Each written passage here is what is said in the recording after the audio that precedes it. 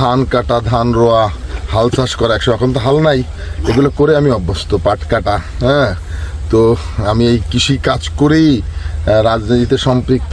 ধান কাটার মৌসুম, এই মৌসুমে আসলে এত লেবার পাওয়া খুব কষ্টসাধ্য, এবং আমি যতটুকু জানি অনেক মানুষ কষ্ট করছে, তারা টাকা দিয়েও কোনো লেবার খুঁজে পাচ্ছে না।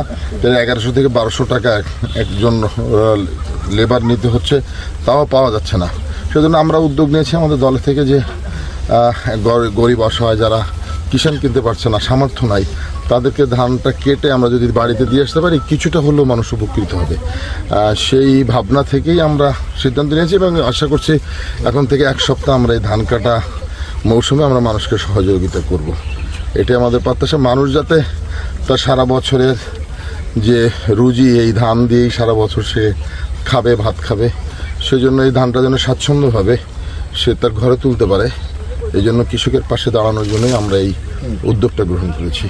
আমার 3টে মেয়ে, আমার স্বামী মারা গেছে, একটা কিষানের দাম 1200 টাকা। 1200 টাকা দিয়ে একটা কিষান কিনে আমি ধান কাটতে পারি না। এমপি সাহেব আমার ধান কেটে দিয়েছে লোক নিয়ে, আমার অনেক উপকার হয়েছে।